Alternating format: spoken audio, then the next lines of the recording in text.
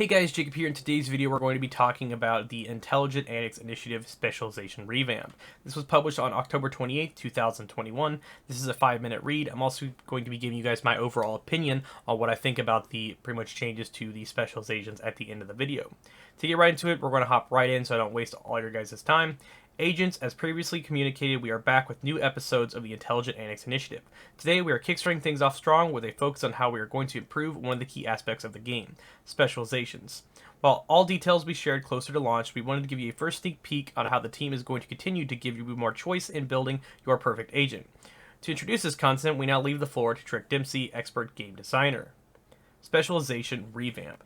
In the last few years, we've dedicated a lot of time to researching the builds used by players in both PvP and PvE content, and we've concluded that specializations are today not reaching their full potential yet. Our objective with specializations is to empower players to create agents who match their playstyle and preferences. With our next update, specializations will greatly improve both build diversity and player choice. To do this, we'll be splitting up specialization progress in a linear level with a specialization tree. The linear level progression. In the current design, much of the existing specialization tree is mandatory. Agents can spend their points into improving signature weapon damage and ammo acquisition, also requiring to manually add and remove individual elements whenever you decide to try out new weapons.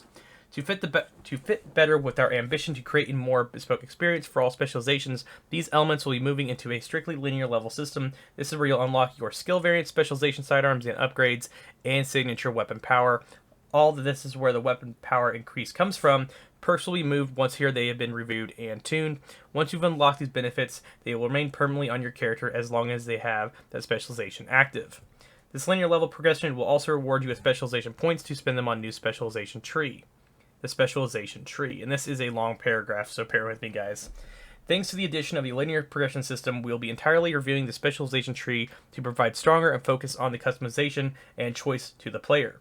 Importantly, there will not be enough specialization points to purchase every perk on the tree. Instead, you will need to choose what perks best fit your playstyle.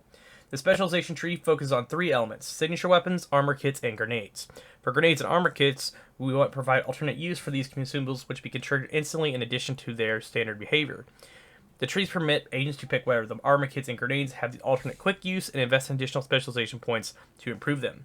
For signature weapons, we want to allow players to customize their behavior and invest specialization points to increase the impact the choices might have.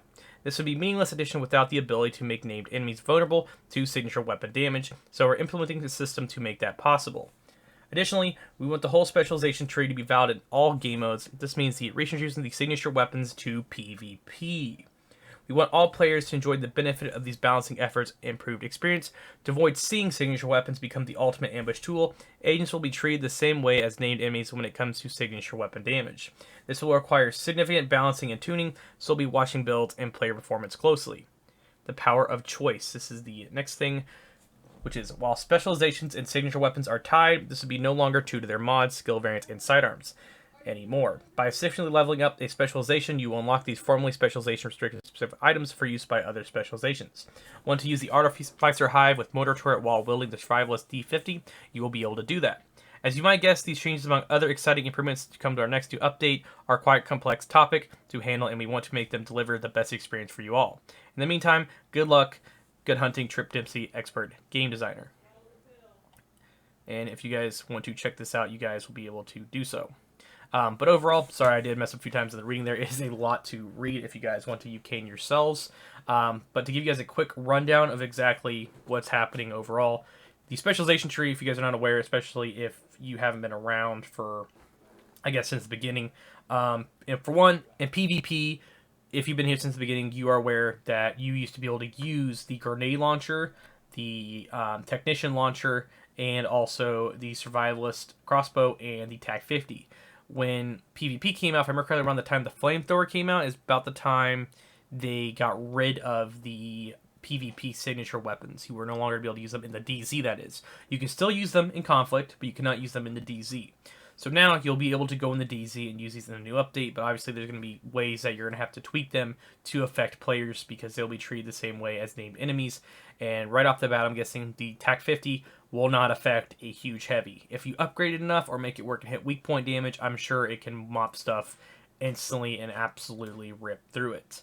And personally, with the instant medkit thing, this is going to be like Div 1, which makes me very happy if they do make it like that, where you instantly can just throw the kit in and be done and have a heal just like that. If you're going to be allowed to spec into all your armor kits and make them very fast, or if you can upgrade your grenade even more. You can't say upgrade and grenade at the same time. But if they do that, then I feel like that'd be a lot of fun to pretty much pick and choose what you want to have.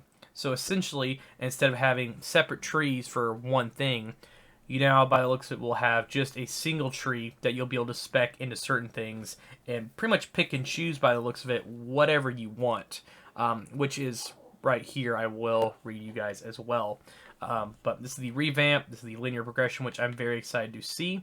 And right here, which is going to be if you wanted to use pretty much say an Artificer Hive with the D50, you will be able to you'll be able to do that now. You can use pretty much essentially whatever you want. So if you want to use, say like, oh, I hate the D50 on Survivalist, now you can use basically the suppressed pistol from Technician.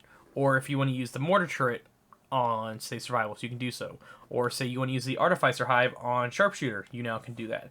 So if this is the case, this really makes me wonder how these choices will be made, and maybe potentially they might add back minor talents and maybe add those back again, and maybe make this actual true building where every single gear piece has something special about it.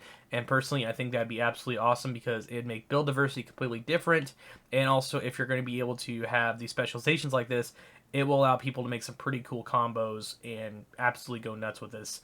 And to me, this is really cool. And maybe potentially they will bring something back like the Ninja Bug Backpack, which could give us even more different types of building. So if you had new skills and stuff, new talents, new brand set pieces, new gear set pieces, new weapons, and also with this on top of it, this to me would be absolutely sick, and I feel like it'd bring a lot of people back to the game. And also, we're not talking about, as well, one thing I'll bring up is the game mode. We're getting a brand new game mode still, which a lot of you guys already know, and I'm very excited to see potentially in January when they'll reveal that and show us exactly what that new game mode is. But overall, thanks guys for watching and bearing with me through this pretty much big ass paragraph. Sorry if I stopped a few times, but it's a lot to read. But if you guys want to check it out, then you guys can do so on the Ubisoft forums, and I will catch you guys later.